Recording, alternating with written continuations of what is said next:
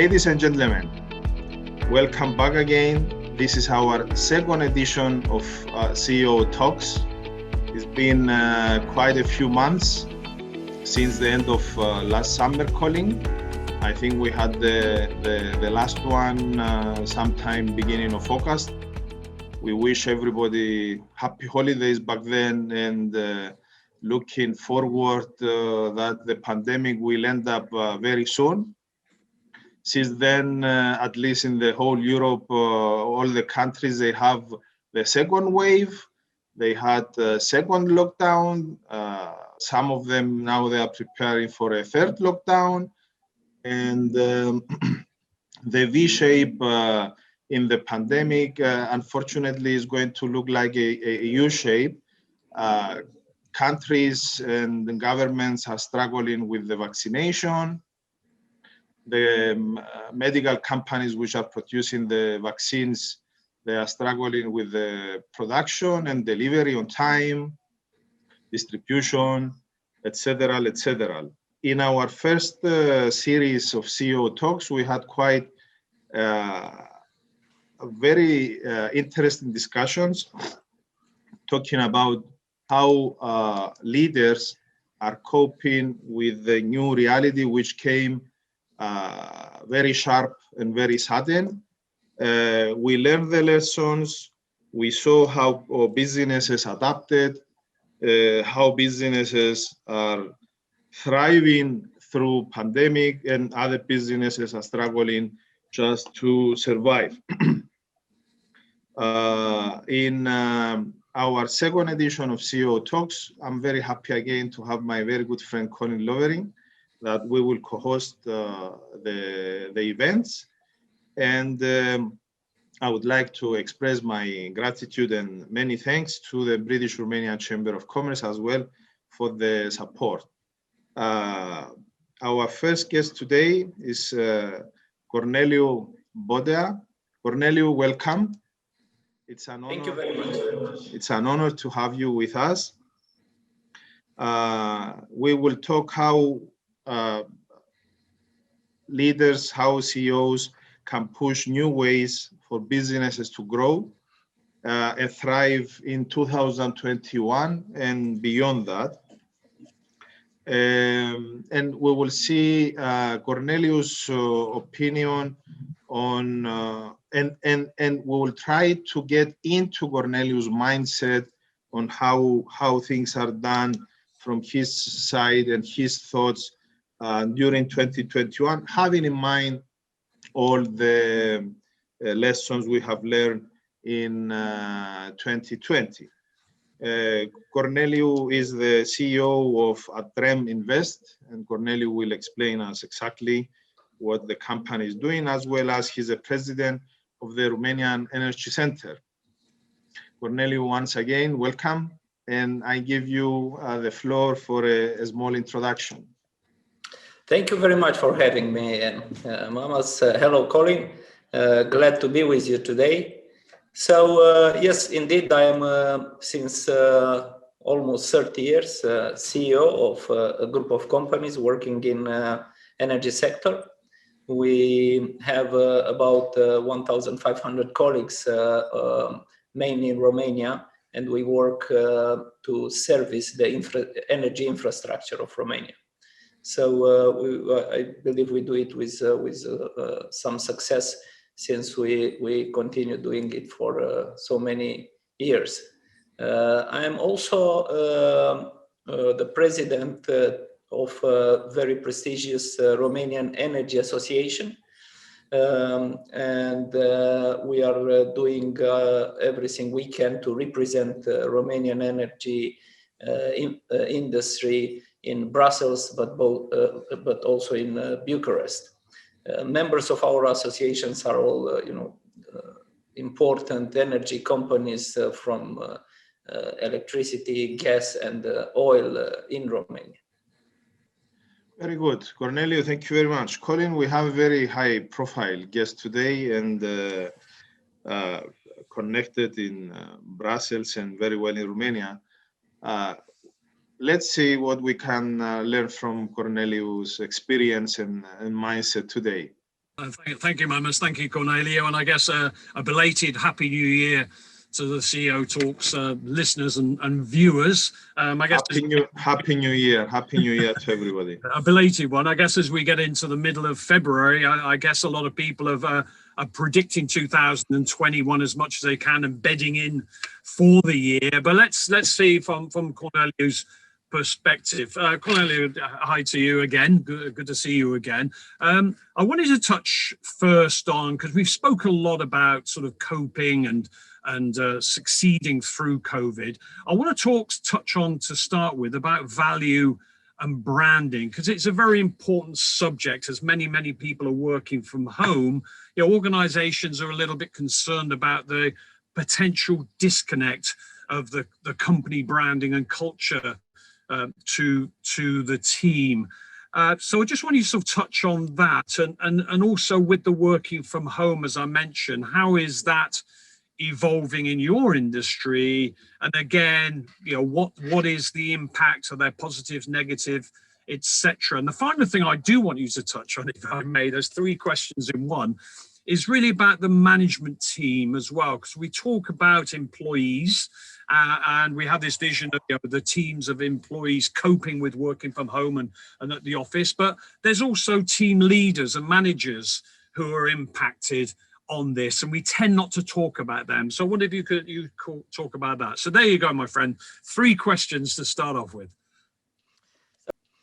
So thank you very much, Colin, for the questions. There are very good questions, because I believe that what was under the biggest stress during the outbreak, it's about the values of the companies, because we are used to talk about our values, and sometimes there are only words,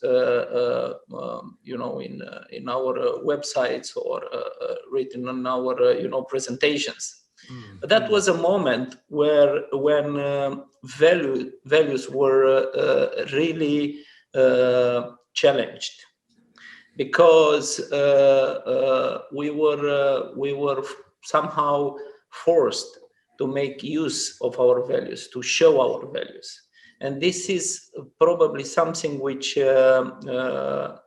makes a major difference between organizations. Organizations that have strong values, that believe in their values, and they have the values at work in their daily business, and organizations that they were only talking about values without showing this at work. So actually, for me, it was a bit easier. Why? Because I run an entrepreneurial organization where I am the entrepreneur, and I'm used to be in the middle of the business, in the middle of my colleagues, and I am somehow. It is easier for me to show, the values at work. And this is important, I think, and that was, probably at the beginning of the pandemic, back in 2020, in March, April, where everything stops, when I had to send home something for a period of 2 months, something like 700 employees. So that was a major critical point, where people question whether they will be able to come back at their job, whether I will be able to bring them back, whether me and my management will be able to drive these organizations through such difficult times.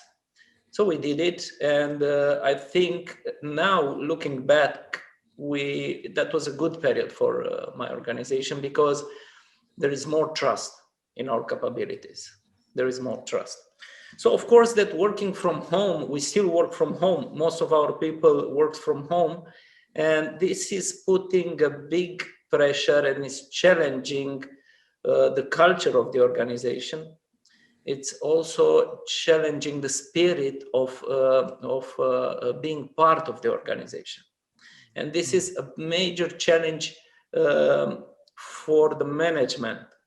And I believe that's a major challenge for the many middle management, people that are in direct contact to the workers, in the field, to the people in the offices that now they don't stay anymore in the offices, but they stay in their home and they communicate via, such interfaces. So that's a major challenge. But, the question is, did somebody promise us that it will always be good? It will always be, growth and thriving, and, nobody promised that. So we were probably preparing all our lives as managers, as leaders, to face such situations. So now's the time. It's the time to show that we are leaders. It's the time to show that we'll find ways to keep people together. And this is what I'm trying to do. Interesting. It's interesting you say about when you touched on middle managers, and it is sometimes a forgotten area of the challenge for it. And I guess what COVID has been teaching us is about empathy. And we are more caring. You touched on it yourself. You're a caring entrepreneur, if I can say that. So we've kind of learned that lesson, and we teach that lesson. But when it comes to company branding, I guess your advice to middle managers is one of their team says, "Oh my God, I can't. This is really difficult for me." The empathy is difficult for them then, because they have to show empathy by saying, "Yeah, I understand," but I guess at the same time keep that company spirit and branding and everything else connected. And I'm just wondered on that, and also on in terms of people. We talk about young people not being in the office or at the place of work, and a lot of promotional opportunities come from those individuals showing that spirit and skill in front of their bosses or in front of their colleagues, etc. Last year that wasn't happening. How is it affecting people being able to look for sort of the career path, or is that a challenge for companies where people are not seeing the opportunities and maybe starting to look elsewhere? So loyalty is starting to go. Is that a challenge, do you think? Yeah, I think first, coming back to the branding, what I believe is that this is not the time to show the spirit of the organization, the branding, the spirit of the people to be part of the organization. This is the time where this spirit, whether it exists before, you can show it. It's proven. It's if you had it or not. So that's a time of final line. It's not a time to build it now. This is one thing. The other thing is that you're talking about careers, and that's a big challenge. And I believe that we might step into a world where the working will be very much changed from, working for a company to just sell your working capacity to whomever pays better.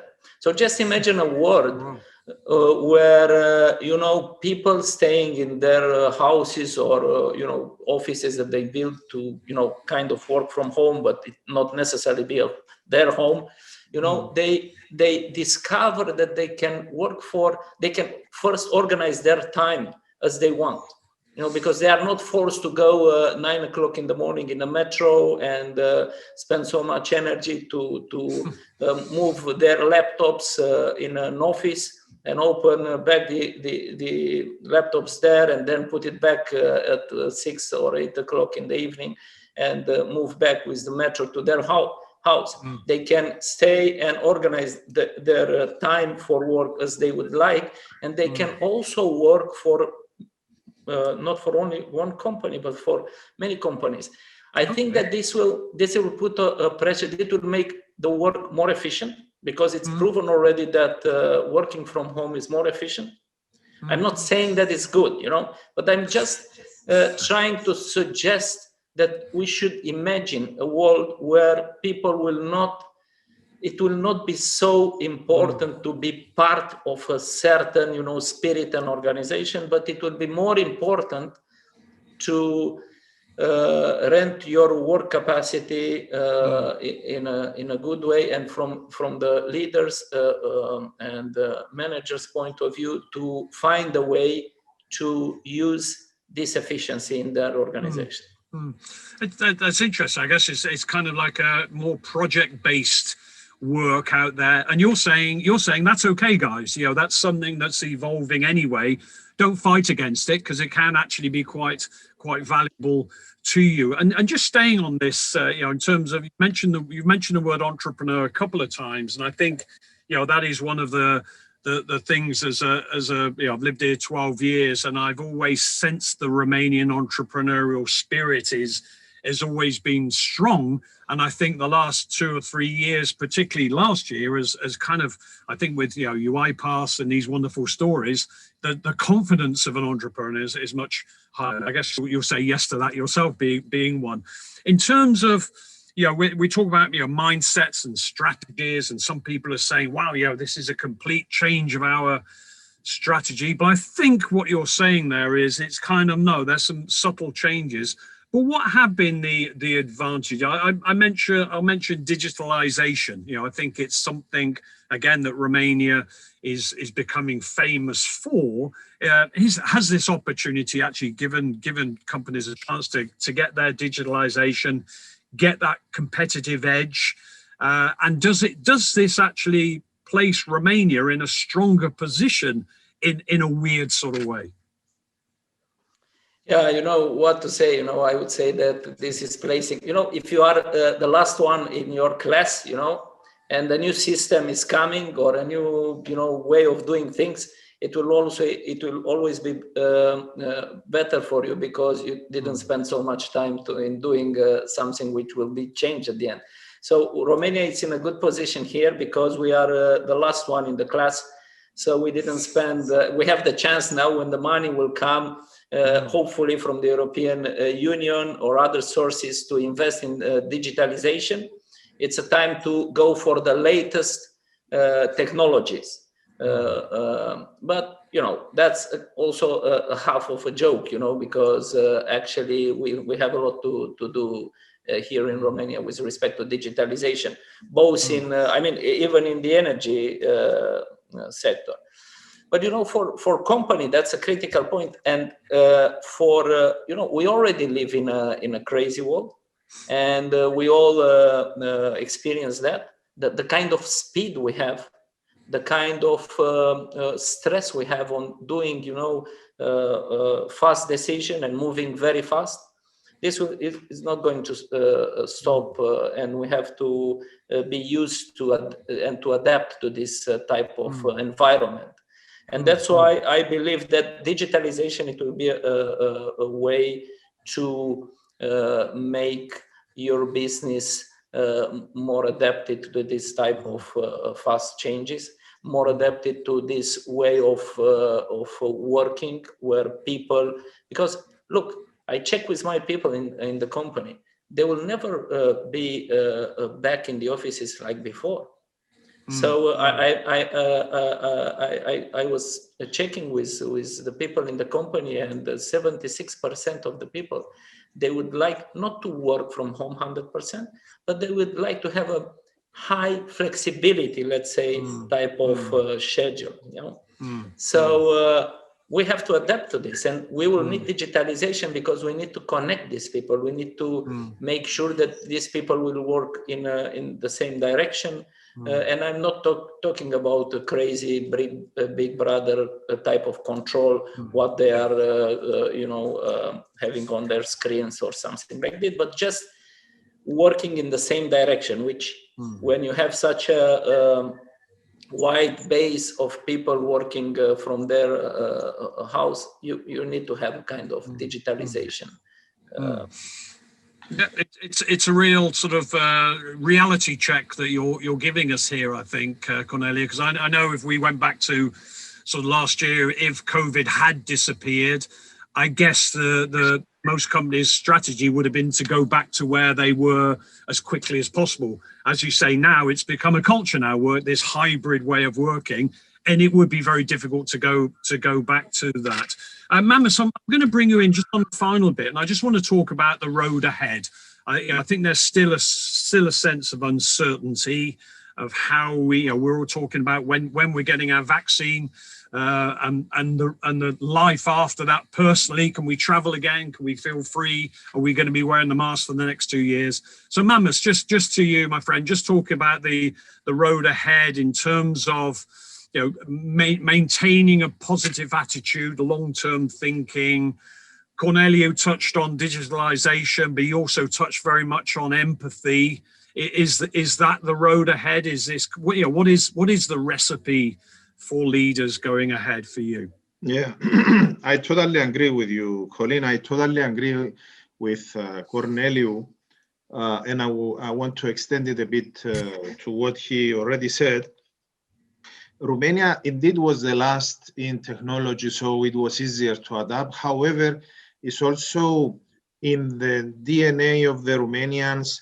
They are highly adaptable, and being an expat in Romania and traveling in other countries, especially Cyprus, Greece, and you, Colin, in the UK, we see that at least the countries I mentioned before, this adaptability and the agility is not as visible as we have it in Romania. Mm-hmm. I was really astonished when I spent a few months in Cyprus. E-commerce is almost in existence there. The guys, they go on a lockdown and they're looking at each other how to promote their services, how to promote their products, and how to reach the end consumer. These things in Romania, they have done it very, very good. Of course, there are companies which are not that educated and they need help in order to move in this respect. However, this is very, very important. Values and the empathy. The values will not show the values now. We had values or not. So it's either we maintain it or we move it forward. Again, empathy. Empathy, if you don't show empathy to your colleagues, if you don't show empathy to your clients, to your partners, then again, everyone will pinpoint you, and is not okay. And we need to adapt ourselves as leaders, how to lead throughout these times, how to lead. Cornelio is having 1,500 people. I mean, I wouldn't like to be in his shoes this period. Okay, these are the challenges, but as Cornelio correctly mentioned, we should have been prepared for these times, and this is very important. Again, a very, very important statement. Yeah, Mamas, it's really interesting what you say there, and I do agree with you. Let's call it the pessimism in our fellow European countries is much deeper, and I think you're right. That cheeky Romanian spirit that we both love is kind of coming to its own now, because it's kind of like, yeah, we'll find a way. We'll find a way through this. And so I think that spirit, coupled with Cornelio's talk about the entrepreneurial attitude here as well, it's kind of good. So Cornelio, yeah, we're finishing on a bit of a positive vibe here in terms of the road ahead. Any advice, any thoughts for people watching this? Yeah, I think we need calling a mindset for growth. We really need it now, because what we need is to build back the sentiment of trust and for sentiment for growth. This is very important. But in the same time, I believe that we should also look a bit to our some strategical perspective about our businesses. And one strategic view would be over the risk attitude and enterprise risk management, because it is obvious to all humanity now that everywhere in the world, the risk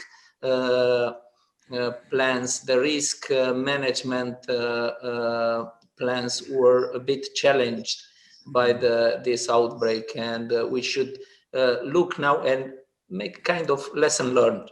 It is not too early to do this. I think we should start in doing this. And also, I believe that we have to check our resilience. Maybe for this it's a bit early, but let's start to think about how resilient our business, but our persons are. Because, businesses are a network of, communication, and a network of communication between people. And behind every process, at the end will be a person.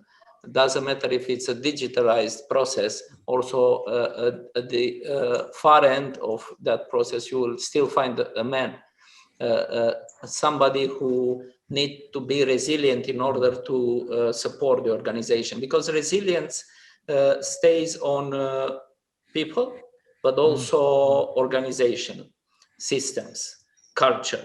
So we should look on that. And the biggest point we have to take into consideration now will be to learn from what we've lived last year. Okay. Wise words. I was kind of like thinking of a few words to wrap up here, and I came up with what you're telling us is empathy is important, resilience is important, this entrepreneurship and learning, and I think finally, if I may add a word to encapsulate everything, is just having the courage to do these things, and we should be in good shape. Corneliu, thank you very much. I'm going to pass to Mamas for the final words. Mamas, over to you. Thank you, Colin. Thank you. You are so kind, so nice always. I would like to thank you, Corneliu, for this opportunity. Indeed, we got your inside mindset in this chat we had. Colin already underlined the key words and the key elements of what you believe it will be success, the lessons we learned from 2020, and how we extrapolate and extend it in 2021 as well. I would like to wish to you and your family all the best. Stay safe with your family, and wishing you many successes in your business. Thank you very much. Thank you very much. Thank you. Thank you.